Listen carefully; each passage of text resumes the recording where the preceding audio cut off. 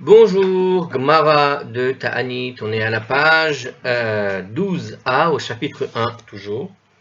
Alors, on va reprendre sur la partie de Shemuel, on s'était arrêté un peu plus loin, mais on va reprendre sur la partie de Shemuel parce que la Gmara va rebondir sur ce que disait donc Shemuel, donc on va reprendre sur Shemuel, reciter le passage qui existait de donc la Megillah de Ta'anit, donc vous savez ce que c'est, hein, vous avez suivi la vidéo d'avant. Alors, je reprends juste rapidement, donc en révision. Donc, on passe tous les petits commentaires. Alors, Shemuel a dit « Tout jeûne que l'on n'a pas accepté sur soi pendant qu'il fait encore jour, c'est-à-dire la veille donc, ne mérite pas le nom de jeûne. Ce n'est pas des vrais jeûnes quand tu ne vas pas, quand tu vas accepter un jeûne, que tu n'as pas accepté en tout cas sur toi, du moins pendant qu'il faisait encore jour, depuis la veille. Donc si tu n'as pas vérifié depuis la veille, si tu n'as pas pensé à faire ce jeûne depuis la veille, ce n'est pas un vrai jeûne lorsque tu vas faire ton jeûne.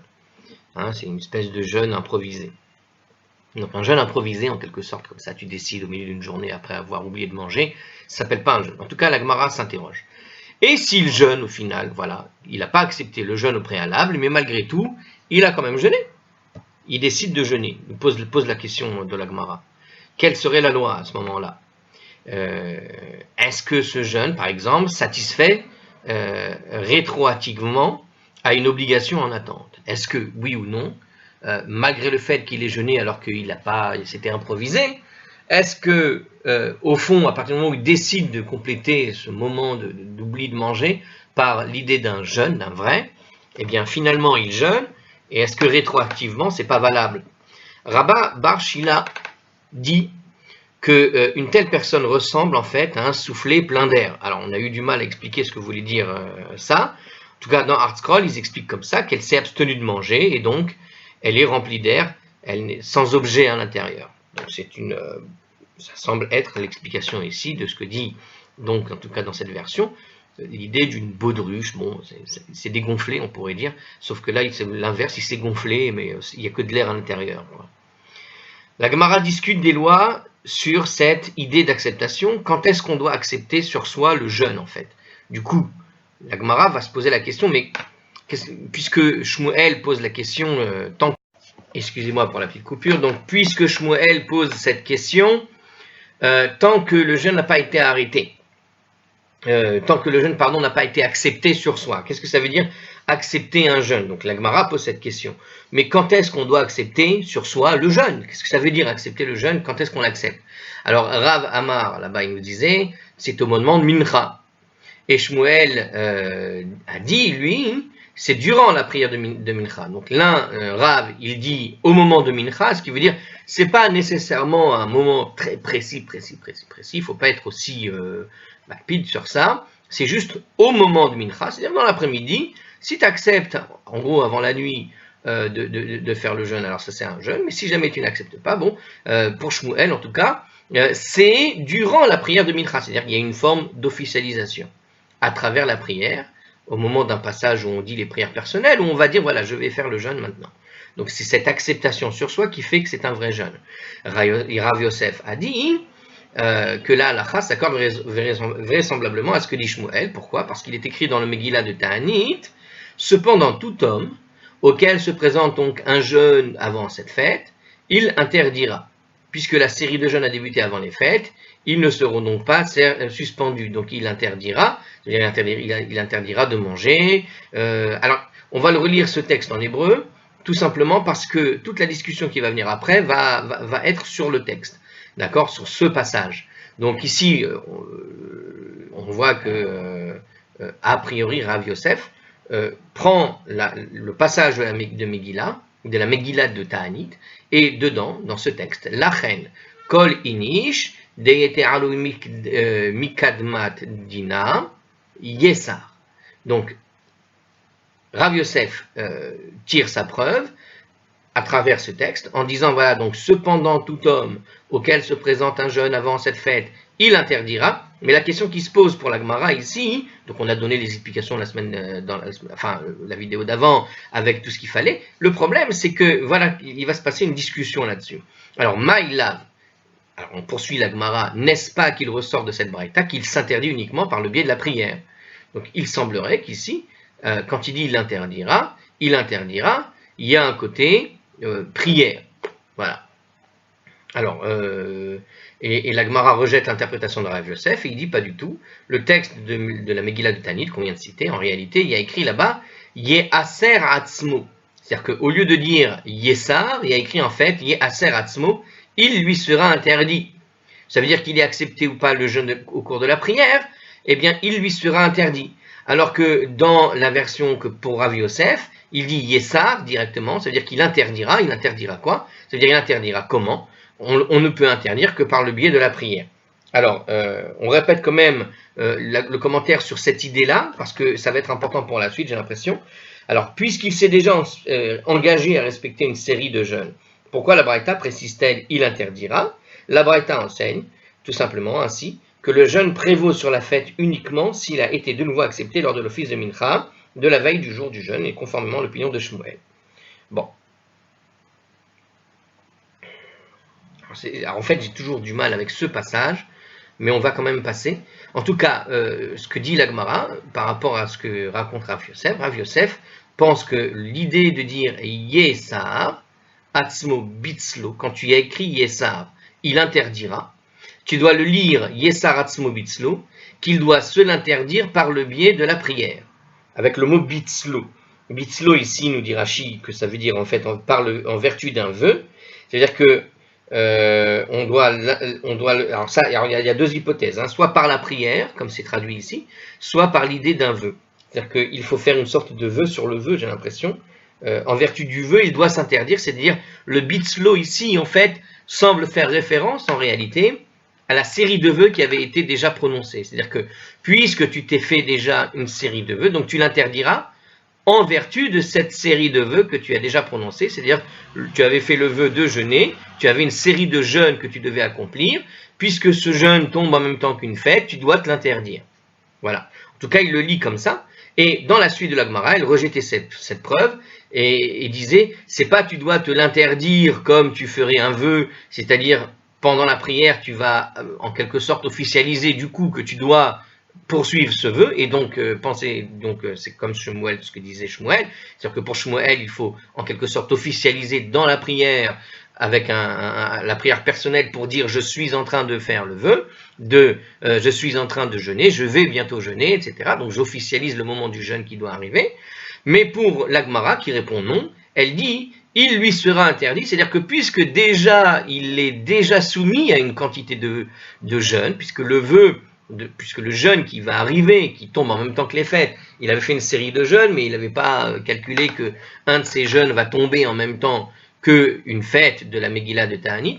Alors, puisque ce jeûne tombe en même temps que cette fête, eh bien, il lui sera interdit, et c'est comme ça qu'il le lit, Yesar Atzmo, sans plus, et de cette manière, donc il lui sera interdit de soi, d'elle-même, c'est-à-dire qu'il n'y a pas besoin d'aller respécifier « je dois faire le jeûne dans la prière », c'est déjà prévu, et puisque c'est déjà prévu, donc il lui sera interdit, comme tu lirais de la halakha, quand il te dit « il se sera interdit », tu n'as pas besoin de mettre des mots sur certains interdits, c'est interdit pour toi, parce que tu as déjà une série de vœux qui te tiennent, donc il lui sera interdit, il lui sera interdit de faire la fête comme tout le monde, ou je ne sais quoi d'autre, en tout cas il devra jeûner. Alors, la Gemara signale en fait, ici, alors c'est la suite maintenant, alors c'est vrai que la révision a été un peu longue, mais la Gemara signale que les Amoraïm sont en fait en désaccord sur la version du texte. C'est-à-dire que dans notre Megillah de Ta'anit, si on la répète, à la fin de cette Gemara, il y a écrit Yesar, d'accord? Mais on va voir que justement, regardez ce que dit la Gemara à propos de ce mot particulier. Quand il est écrit à la fin Yesar, il interdira, et que les autres ont interprété, ils ont dit Yesar Atzmo Bitzlo ou Yesar Atzmo. Il s'est interdit par le biais de la prière ou en vertu du vœu, et d'autres ils ont dit non, il est juste interdit, il lui sera interdit, point final. Alors justement, la Gemara pose la question. Rabbi Chia et Rabbi Shimon, le fils de Rabbi, sont en désaccord sur ce sujet. Alors, Peligé Bera, Rabbi Chia et Rabbi Shimon Berabi. Rabbi Chia et Rabbi Shimon, le fils de Rabbi, sont en désaccord sur ce sujet. Had Amar Yesar, l'un a dit que la version correcte est Yesar avec deux Yud, d'accord, donc Yesar, qui signifie il interdira, donc, Vechad Amar Yeaser avec un Aleph, c'est-à-dire qu'au lieu d'écrire Yesar avec Yud Yud Samer Resh, il l'écrit avec Yud Aleph Samer Resh qui se lit Yehaser, c'est-à-dire il lui est interdit. Donc, comme on vient de le dire, hein, plus ou moins, il y en a un qui le lit Yesar, il lui sera interdit, il interdira, donc quelque chose d'actif, positif, qui fait qu'il doit, effectivement, c'est comme ça qu'il avait conclu, qu'il doit, comment dirais-je, spécifier dans Mincha la veille qu'il va faire ce jeûne, et l'autre il a écrit Yehaser, pardon, et Yehaser, donc c'est une autre forme verbale qui se comprend de la manière plus ou moins passive, où il lui est interdit. La chose est interdite, donc c'est un plus passif. Et donc la chose est déjà interdite, il n'a pas à prononcer quoi que ce soit pour l'interdire. Donc il pose la question, justement. Donc ils sont en désaccord. L'un, il dit, il interdira, dans une forme active du verbe, et l'autre, il le dit dans une forme passive. Mais pourtant le texte, il est très clair tel qu'il est écrit. La Gemara explique. Man de Amar Yesar, celui qui a dit il interdira. Donc celui qui lit le texte de la Megillah de Ta'anit avec deux Yud, Samer, Resh, Yesar, qui veut dire il interdira. Kede Amrinal, il raisonne en fait conformément à ce que nous avons dit ci-dessus. À savoir qu'il doit s'interdire de manger en réacceptant le jeûne au cours de la prière de Mincha. Donc en fait ici, la logique qu'il a en tête, quand il dit il interdira, ça veut dire que il doit faire une sorte d'action pour réactiver en quelque sorte le jeûne qui doit tomber en même temps qu'une fête. Donc il va réactiver ce jeûne pour le rendre interdit, il doit s'interdire la chose. D'accord? Donc il réactive le jeûne. C'est comme si le jeûne avait été annulé à cause de la fête qui arrive, et donc il est obligé pour jeûner, pour que le jeûne soit valable, de réactiver ce jeûne, et à travers ça, c'était donc l'opinion de Shmuel qui te disait qu'il faut faire ça pendant la prière de Mincha la veille. Ok? Donc, dans ce désaccord qui est au sujet de ce texte, voilà, il nous raconte que Rabbi Chia et Rabbi Shimon, le fils de Rabbi, sont en désaccord sur comment on termine le mot à la fin de ce passage de la Megillah de Ta'anit. Donc, certains, ils voient un verbe à l'actif, et donc, quand il interdira, c'est actif, donc il doit faire l'effort de se le réinterdire, en quelque sorte. Et l'autre, Leman de Amar Yehaser, et l'autre qui pense, il lui est interdit. Maïhi, comment expliquer cette déclaration? Alors, que signifie Yehaser? Donc, comment expliquer qu'il déclare que c'est écrit, il lui sera interdit, il lui est interdit? La Gemara répond que son opinion, en fait, correspond au contenu d'une autre braïta. On a une autre braïta, d'accord? Alors, on a une autre braïta qui est toujours dans la Megillah de Ta'anit, en fait. Et apparemment, il semblerait qu'il y a une braïta courte et une braïta longue. Il y a une braïta qui termine avec le mot Yesar, et puis il y a une braïta qui, quand il termine avec Yesar, au lieu de terminer avec Yesar, il termine avec Yehaser, il lui est interdit, et il continue. C'est ce qu'on va montrer là.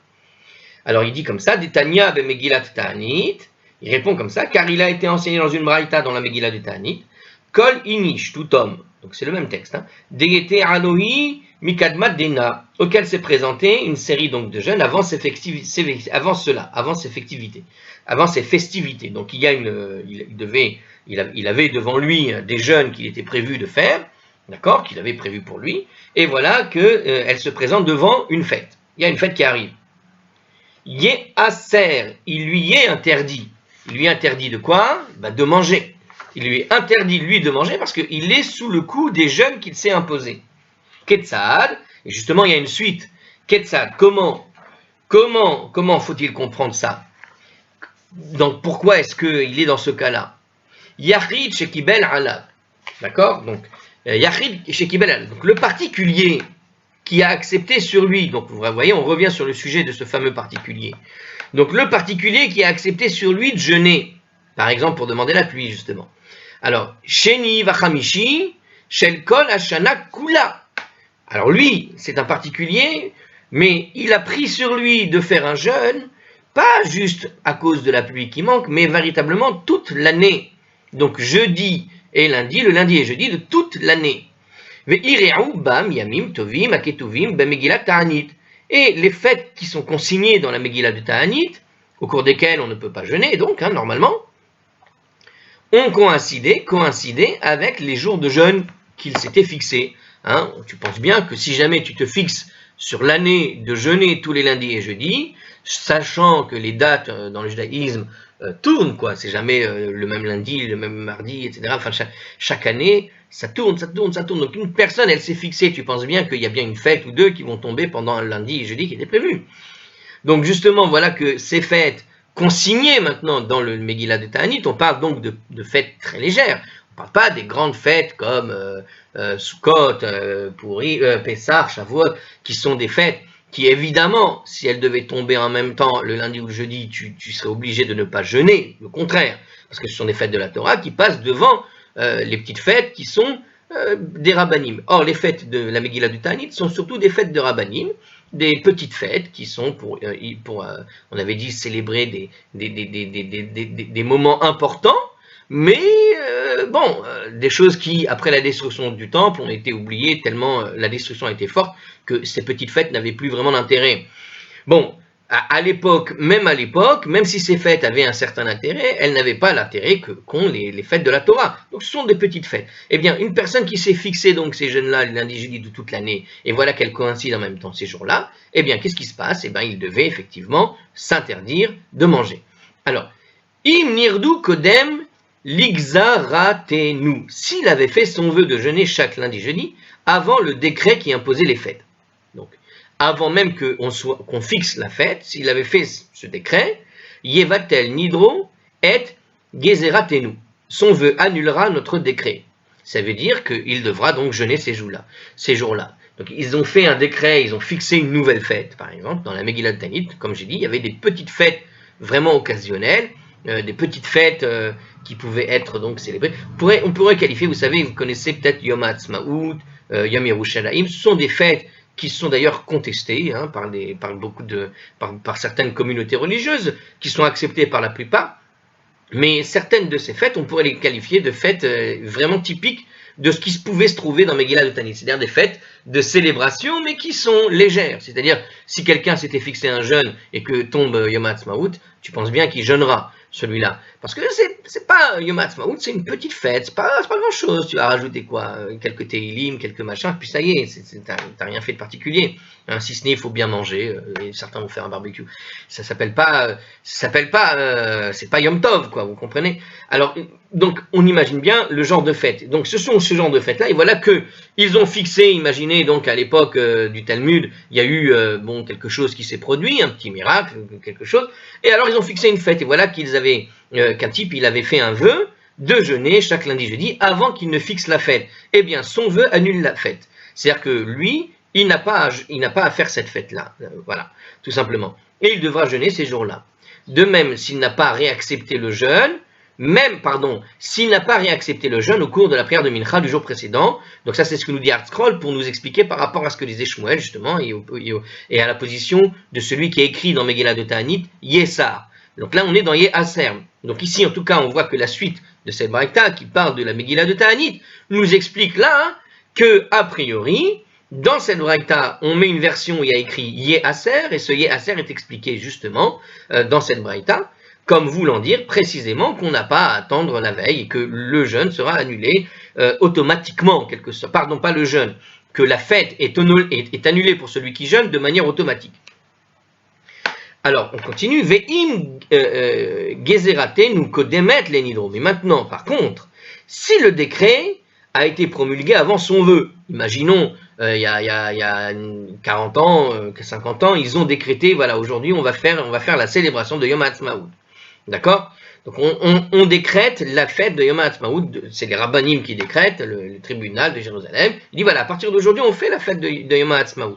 Mais voilà un type, avant qu'il ne fasse le décret, il avait par exemple fixé effectivement dans sa tête l'idée de jeûner les lundis et jeudis de toute l'année. Donc, alors ça c'était le cas précédent, mais maintenant dans le cas qu'il propose ici, cette fois-ci le Yom HaAtzmaut est fixé depuis 50 ans et moi aujourd'hui je dis voilà, à partir d'aujourd'hui j'ai envie de jeûner les lundis, jeudis toute l'année. Et voilà que Yom HaAtzmaut va tomber pendant la fête. Alors cette fois-ci, notre décret, nous dit le Talmud, Tevatel Geziratenu et Nidro, notre décret cette fois-ci annulera son vœu. Alors il n'est pas écrit cette fois-ci, mais en gros c'est ce qu'il dit ici, c'est-à-dire que lorsque il a fixé ce jeûne-là comme une coutume personnelle de jeûner lundi, jeudi toute l'année si jamais tu fixes le décret pendant l'année où il est dans son vœu, eh bien, son vœu est plus fort que le décret. Mais si le décret a été fixé depuis quelques années maintenant, il y a une fête qui a pris l'habitude d'être fêtée, célébrée à un certain jour, c'est une petite fête, c'est pas une grosse fête, mais voilà que lui, il fait un vœu alors qu'il sait que ça risque de tomber pendant la fête. Eh bien, il n'a pas le droit de jeûner cette fois-ci, et le décret des rabbinim, c'est-à-dire la petite fête qui a été décrétée, annulera le vœu de celui qui a décidé de jeûner toute l'année, et donc il ne sera pas obligé de jeûner. Et donc, il ne pourra jeûner, alors ArtScroll explique, il ne pourra jeûner, ArtScroll au nom de Tosfot ou de Rashi, il ne pourra jeûner au cours de ces fêtes, même s'il avait déjà entamé une série de jeûnes. La Braïta indique, alors en conclusion, peut-être le commentaire, donc Tosfot nous dit, cite une discussion sur la question de savoir si en l'occurrence l'obligation de jeûner le jour, qui coïncide avec la fête, est tout à fait révoquée, ou si elle est seulement repoussée à une date ultérieure. C'est une bonne question que Tosfot pose. Il y a une discussion qui existe pour savoir s'il faut repousser le jeûne qu'on s'est fixé à un autre jour. Voilà, c'était prévu le jeudi, et voilà qu'il y a une fête qui tombe. Est-ce que je peux jeûner vendredi? Est-ce que je dois jeûner dimanche? Et c'est compliqué dimanche parce que ça voudrait dire qu'il va enchaîner dimanche lundi. Ou alors ça tombe lundi pour résoudre cette question-là, et on repousse au mardi, par exemple. Donc, est-ce qu'il doit repousser le jeûne personnel qui s'est fixé ou pas? Ou est-ce que le jeûne est tout simplement annulé parce que ça tombe le même jour? Donc on annule le jeûne et on fera le prochain jeûne quand il tombera, puisqu'il a dit qu'il faisait une série de jeûnes sur toute l'année. Donc ça, c'est une question que Tosfot pose, et il y a une discussion là-dessus, quelque part, je ne sais pas où. Alors on continue. En tout cas, dans la conclusion de ce passage, la braïta de ce passage, donc qui explique un peu donc notre passage de Megillah de Ta'anit, pas le traité de la Megillah de Ta'anit, nous dit la chose suivante. Donc cette braïta indique donc que dans les circonstances qui l'obligent à jeûner, c'est-à-dire quand son vœu a précédé le décret, il n'a pas à accepter une nouvelle fois le jeûne au cours de la prière de Mincha du jour précédent. Et ça correspond finalement à l'opinion de Rav qui dit que vers Mincha, il doit se rappeler qu'il doit jeûner, en gros, il doit fixer, mais il n'est pas obligé d'attendre la prière particulière pour dire. Même dans la semaine, il pourrait fixer, on avait dit à propos de Rav, quand Rav nous avait dit qu'il doit, au moment de Mincha, rappeler qu'il doit jeûner, ça veut dire quoi? Ça veut dire qu'il doit juste, le prononcer de manière très formelle, mais sans attendre dans la prière, et puis sans attendre la veille précisément, à Mincha particulièrement. Ça n'est pas obligé. Voilà.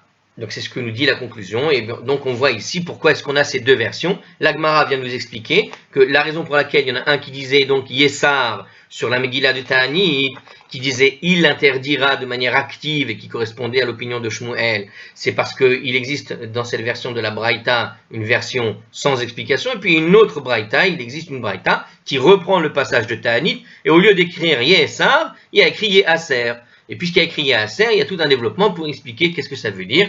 Comme on vient de l'expliquer, Yasser, il lui sera interdit. Il se l'interdit, ça veut dire ça dépend, évidemment, comme nous a expliqué donc notre Braïta, s'il a oui ou non décidé de jeûner avant qu'il y ait eu l'élaboration de la fête ou après qu'il y a eu l'élaboration de la fête. Et on a vu les conséquences qu'il y avait avec. Très bien. Alors on poursuit avec une petite pause légère. Et voilà.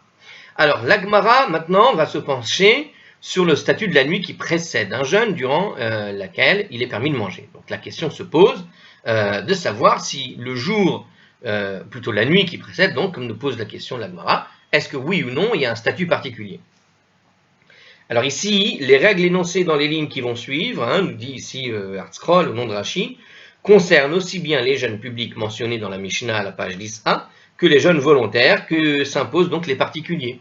Donc si quelqu'un décide un jeûne particulier, ou les jeûnes volontaires, ou les jeûnes donc officiels, dit Tevet, 17 Tammuz, tout ça, eh bien ce sont les mêmes règles qui vont s'appliquer.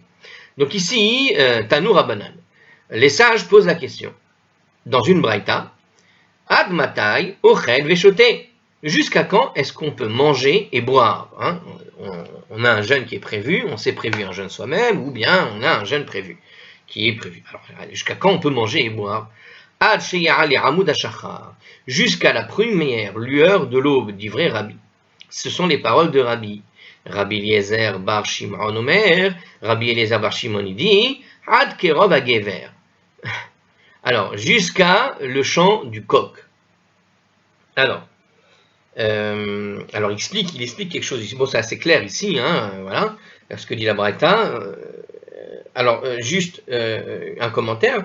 Dans le traité de Yoma, à la page 21a, à propos d'un tout autre sujet, la Gemara précise le deuxième ou le troisième chant du coq. Donc, des fois, il y a le premier chant du coq, le deuxième chant du coq, le troisième chant du coq. Et puisque la présente Braïta ne précise pas de quel chant il s'agit, il y a lieu de croire que le jeûne débute dès le premier chant du coq. Donc, quand il dit ici jusqu'au chant du coq, ça veut dire quand commence le chant du coq. Apparemment, il y a 3 moments où le coq peut commencer à chanter. Il chante à certaines horaires bien précises. Donc ici, a priori, nous dit Rashi, puisque c'est pas précisé, ça veut dire que c'est le premier chant du coq. Bon, donc la première lueur de l'aube ou au chant du coq. Alors, Gemara précise, Amar Abaye. Abaye a dit, Loshanu est là. Ils n'ont enseigné cette chose-là, hein, cette braïta, hein, uniquement chez le gamar serudato, que si on n'a pas terminé son repas. Ça veut dire, qu'on connaît un peu la halakha, aval gamar serudato, mais si on a terminé son repas, et no chel, on ne peut pas manger. Alors il y a effectivement dans la halakha, vous avez une opinion qui est celle d'Abaye présentée ici, qui consiste à dire que si vous faites par exemple le jeûne du Ditébet, c'est très court, hein, et puis il commence parfois à 7h30 du matin, parce que l'aube démarre à 7h30, donc il peut démarrer vers 7h40 ou 7h, on va dire, du matin. En tout cas, c'est très possible de pouvoir se lever le matin. La plupart des gens, pour aller faire la prière, ils se lèvent vers 7h. Des fois, ils arrivent à la synagogue pendant l'hiver, et pendant l'hiver, en France en tout cas, tu arrives à 7h, c'est pas encore l'heure de mettre le talit. Donc, c'est très tôt. La question qui se pose, c'est donc, est-ce qu'on a le droit de manger à ce moment-là? Eh bien, Abaye, sur ce que nous a dit la Gemara, la Braïta, on a dit qu'on a le droit de manger jusqu'à la première lueur de l'aube, ou bien au chant du coq. Bon, le premier chant du coq, ça veut dire tôt le matin. Donc, tu as le droit de manger très tôt le matin, avant que n'arrive la lumière, avant la première lueur de l'aube. Mais pour Abaye, attends, avant la première lueur de l'aube, à condition que tu n'aies pas fini de manger. C'est-à-dire que si tu as mangé la veille, et que tu es allé dormir, donc tu as fini ton dernier repas. Puisque tu as fini ton dernier repas, quand tu vas te réveiller, c'est ton début de journée à toi. Et donc, tu n'as pas le droit de retourner manger. Donc, première lueur de l'aube, oui, mais il faut veiller jusqu'au matin, en quelque sorte. Selon Abaye, c'est ce qu'il...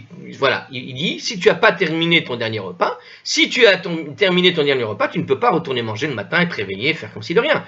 Donc, théoriquement, on n'a pas le droit, selon Abaye, de se lever avec un petit réveil vers 6h du matin, pour prendre son café, petit déjeuner, et puis ensuite aller à la prière, le ventre plein. Alors, la Gemara conteste le propos d'Abaye. Alors, c'est pas tout à fait ce que dit la halakha, en effet, parce que dans la halakha, ce qui est écrit, si je me rappelle avoir lu ça, il te dit là-bas hein, qu'il faut, avant de dormir, spécifier à voix haute que tu vas te préparer à manger le matin, te lever tôt exprès pour manger un peu. Voilà. C'est-à-dire qu'il faut l'officialiser en quelque sorte. Donc on revient sur cette notion d'officialisation du jeûne. C'est-à-dire préciser les horaires où commence ton jeûne, c'est ce qui va donner force de l'âme. Mais en tout cas pour Abaye, celui qui n'aurait pas précisé en tout cas ces choses-là, comme le dit la halakha, normalement il ne devrait pas manger. Il est bon de ne pas manger, c'est ce que dit Abaye. Mais la Gemara conteste donc le propos. Il y a écrit Itivé Rabba. Rabba a contesté. À propos, avec une braïta en fait. Il apporte une braïta qui montre que Abaye dit une chose qui n'est pas tout à fait juste. Gamar ve'amad. S'il a terminé, donc il y a une braïta qui dit comme ça. Alors la braïta est assez explicite pour le coup. Gamar ve'amad, s'il a terminé son repas et s'est levé de la table. Hareze ochel. Il peut encore manger. Donc quelque part, il a fait son Birket Hamazon, nous dit ici le Hartzkol, donc il a prononcé les actions de grâce après le repas, il a quitté la table. Donc on voit que la Braïta refute l'enseignement d'Abaye. Donc il a écrit explicitement, il s'est levé, il a fini, il s'est levé, donc dans une suite, je ne sais pas où d'après la Braïta, mais en gros, quand il se lève et il a fini, il s'est levé de table, et voilà qu'il a fini, et donc il a fait son Birkat Hamazon, il s'est levé de table, donc on suppose qu'il a fait le Birkat Hamazon, donc il a fini de manger, voilà, il a se reposer, je sais quoi, maintenant il décide de remanger. Eh bien il a le droit de manger. Il peut encore manger. Donc c'est pas tout à fait vrai ce que nous dit Abaye. Alors la Gemara explique, la Hatam là-bas, cette Braïta, elle traite de quelqu'un Keshelo Silek, où il n'a pas retiré la table.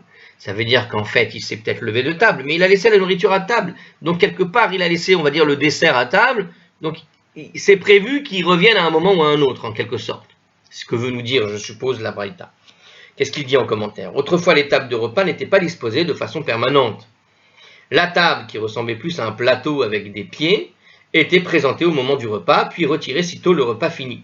Donc il faut imaginer une période où il y avait des plateaux. Imaginez, pour voir l'équivalent de ce que décrit ici Rashi, ou je ne sais pas qui décrit ici, le Rashbam, dans Psachim 115b. Donc il décrit en fait l'idée du plateau repas. C'est-à-dire imaginez que vous êtes à l'hôpital, parce que c'est encore là-bas qu'on se sert de ce genre de choses, ou dans certains grands hôtels, 10 étoiles, le petit déjeuner arrive, et il arrive avec un plateau repas. Et vous avez ce plateau repas, comme ça, imaginez celui qui déjeune au lit, je ne sais quoi, bon bref, sans parler du déjeuner du monde. En tout cas, on amène des plateaux, et ces plateaux sont remplis de tout un tas de choses. Tu as fini de manger, mais le plateau est encore là. Tu vois? Donc comme le plateau est là, tu t'es levé de table, tu as fini, mais le plateau est là. Puisque le plateau est là, c'est quelque part, c'est un signe comme quoi la table est toujours dressée, et donc on peut retourner finir, je sais pas moi, un petit gâteau, un petit machin, un petit thé qui traîne là-bas. Donc puisque le plateau est toujours là, quelque part, c'est que tu n'as pas fini réellement de manger. Tu ne t'es pas encore, tu n'as pas terminé. Il reste quelque chose. Et il nous dit comme ça en commentaire, voilà, c'est ce qu'il dit. Hein. Et puisqu'il a laissé la nourriture devant lui, c'est qu'il n'a pas décidé de cesser de manger, et toute collation supplémentaire est donc considérée comme le prolongement au fond du repas précédent. Alors la Gemara cite une version différente de ce dialogue entre Abaye et Rava. Donc on vient de donner un dialogue entre Abaye et Rava sur la base de la Mishnah, de la Braïta qu'on a citée, et voilà un autre dialogue. Ika de Amre, certains disent, Ama Rava, c'est Rava qui a dit, Lo Shanu Ela. Ils ont enseigné cette Braïta, donc, uniquement Keshelo Yashan, lorsqu'il n'a pas dormi. Donc c'est une autre manière de voir la chose, cette fois pour Rava. C'est uniquement parce qu'il n'a pas dormi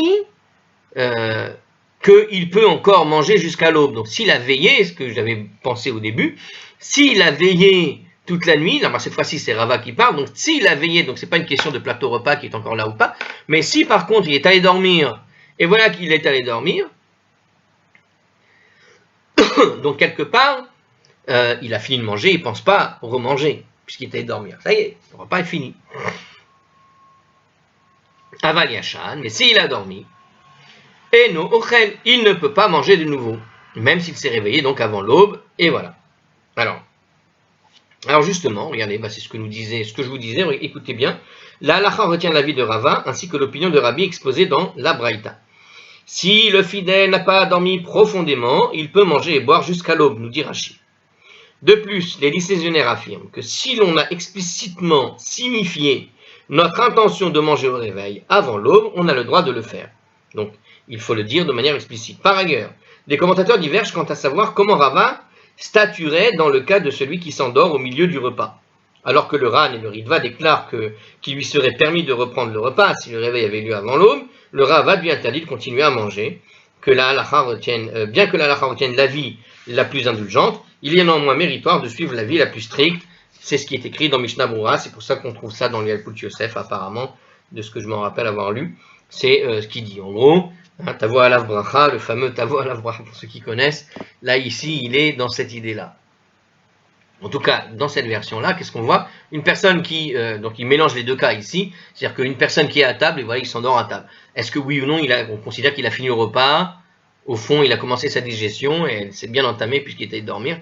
Bon, alors si je reprends donc cette discussion, on voit donc qu'il dit que Rava aurait dit, lui, qu'on avait enseigné cet enseignement, donc celui que l'on peut éventuellement manger avant l'aube, toute la nuit, à condition qu'on n'ait pas dormi. Mais si on a dormi, on ne peut pas manger. Ça, c'est ce que dit donc Rava, mais Abaye conteste, justement. Et Tivé Abaye a contesté le propos de Rava en disant, à propos d'une braïta, donc il y a une autre braïta qui conteste ce que dit Rava. Du coup, vous voyez, la discussion, elle est selon l'un, selon l'autre. Yashan vers Amad, s'il a dormi mais s'est levé plus tard, alors il pourra manger. Et donc cet enseignement, cette braïta refuse ce que dit Zerava. Et vous voyez pourquoi est-ce qu'effectivement, certains autorisent en tout cas d'aller dormir, de se lever et de pouvoir manger le matin. Mais il précise de le dire de manière explicite pour éviter justement de tomber dans un doute qui sert à rien si tu es en erreur ou pas. Tu vas pas manger avant le début d'un jeûne, après avoir dormi, tu t'es réveillé avant l'aube, et voilà que tu vas manger dans le doute que peut-être tu es en train de transgresser quelque chose, c'est dommage. La Gemara explique un tam, là-bas, hein, la Braïta, elle parle bemitnamnem, de celui qui ne fait que somnoler, nous dit la Gemara. Donc pour la Gemara, celui qui dort dans cette Braïta, quand il dit de quelqu'un qui va aller dormir et qui va se lever, il dort pas vraiment. Il est en train de somnoler, donc il dort mais en dents de scie, hein, il dort assis sur son fauteuil. D'accord, il est en train de somnoler. Puisque la somnolence n'est pas proprement parlé le sommeil, Rava admettra qu'il est encore permis de manger. Donc pour Rava aussi, il sera permis de manger, quelqu'un qui somnole, qui n'est pas vraiment en train de dormir, il pourra manger. Ce qui explique finalement l'opposition halachique des deux qui ont été donnés dans le commentaire ici, du Ran et du Ritva, qui disait qu'une personne qui dort dans son repas, bon, quand tu dors dans un repas, tu n'es pas en train de faire ta nuit. Tu t'es endormi, tu somnoles, quoi. Alors la Gemara précise. Achi dame mitnamnem. Alors, voilà. Vous voyez, j'ai essayé de définir ce que ça veut dire somnoler, pour une bonne raison, parce que la Gemara ne le sait pas non plus, et elle va demander justement. À quoi ressemble la somnolence, nous pose la Gemara comme question. Comment déterminer au regard de cette loi si une personne somnole ou dort réellement? Ça veut dire la différence entre somnoler et dormir. Moi, je t'ai mis quelqu'un sur un fauteuil, je l'ai laissé s'échapper en train de dormir sur le fauteuil, puis il va se réveiller parce qu'il va mal respirer ou je ne sais quoi, d'accord? Donc, est-ce qu'il est en train de faire sa nuit sur un fauteuil ou est-ce qu'il est en train de dormir? Ou est-ce qu'il est en train de simplement somnoler? C'est quoi la limite de la somnolence et le sommeil? Amar Ravashi nous dit, parmentier, ça n'a rien à voir, je l'ai déjà fait, mais je la referai. Alors, Ravashi nous dit, mim velonim. Alors, c'est quoi somnoler? Regardez, pour celui qui veut savoir, hein, surtout faites attention en voiture quand vous écoutez ce genre de cours, parce que ça fait dormir. Alors, nim velonim, quand il est endormi, mais pas tout à fait endormi. Tir velodir, quand il est éveillé, mais pas tout à fait éveillé. Donc, il faut voir Tosfot, nous dit ici le commentaire, mais je ne vais pas le voir. Alors, en gros, il décrit comme ça, donc il s'endort, mais il n'est pas vraiment endormi, il dort d'un œil, hein, comme on dit. Il est éveillé, mais pas tout à fait éveillé. Ça veut dire que tu vois qu'il est éveillé, mais quand tu t'approches, tu mets la main, apparemment, il ne réagit pas. D'accord? Donc, bon. Décarou, les vérané. Si bien que quand on l'appelle, il répond. Donc, il dort sans dormir, il est éveillé, mais sans être vraiment éveillé. Mais mine de rien, quand tu l'appelles, oui, il va répondre. Velo yada, ahaduré, savara, sevara. Mais il ne sait pas répondre.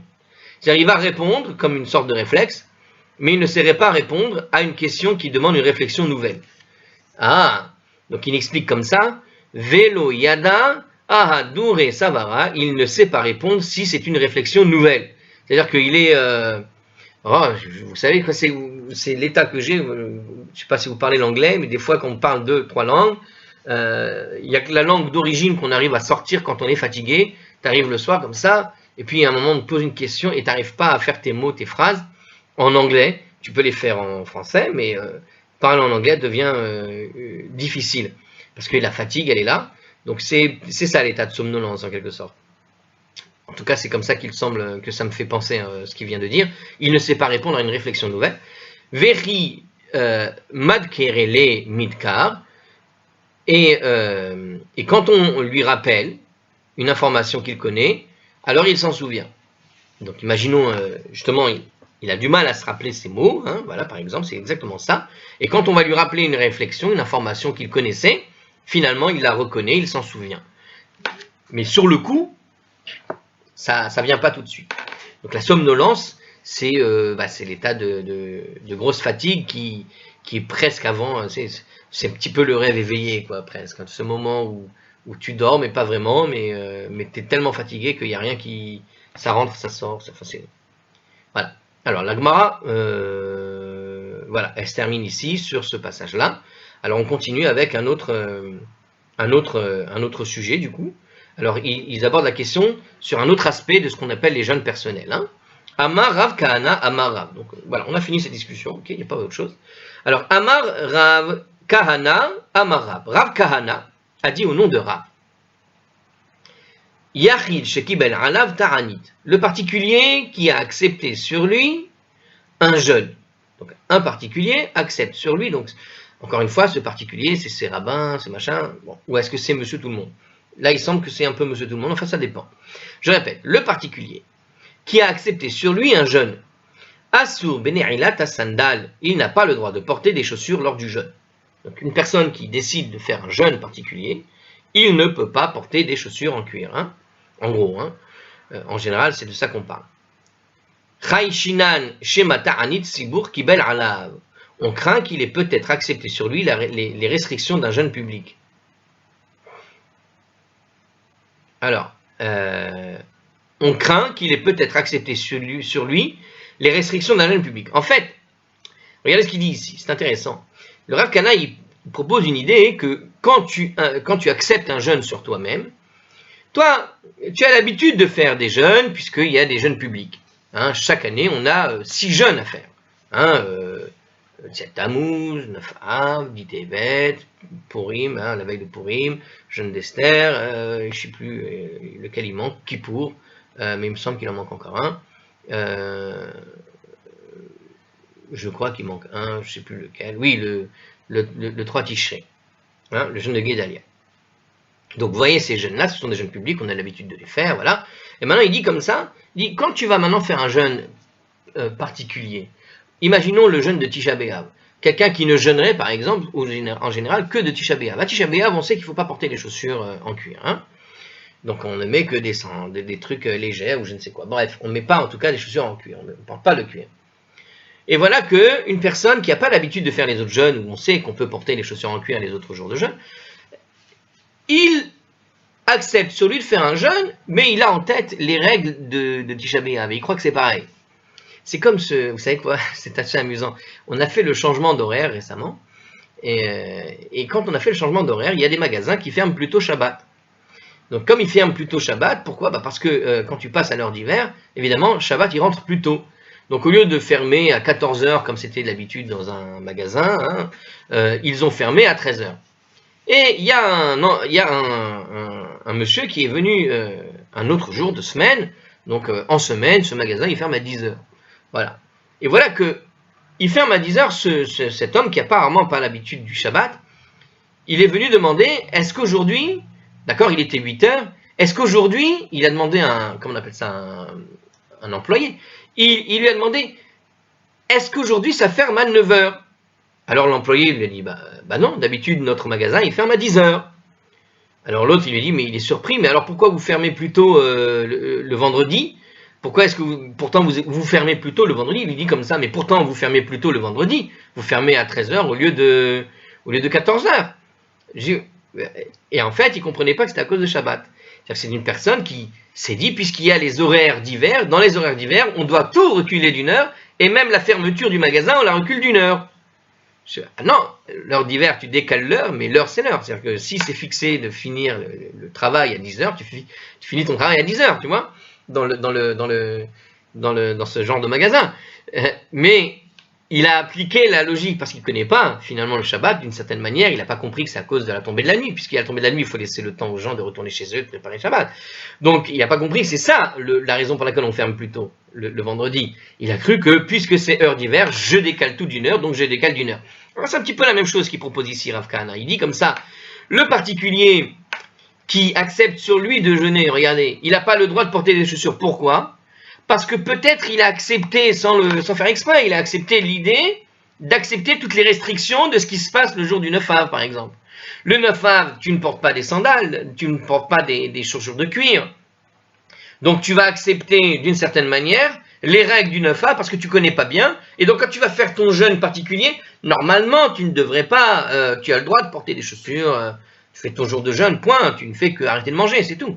Mais il y a d'autres règles qui existent dans les jeûnes publics qu'il va prendre sur lui, en même temps qu'il prend sur lui le jeûne particulier. Parce qu'il ne sait pas, on craint, donc c'est ce que te dit Rav Kahana, qu'il a accepté sur lui les restrictions d'un jeûne public.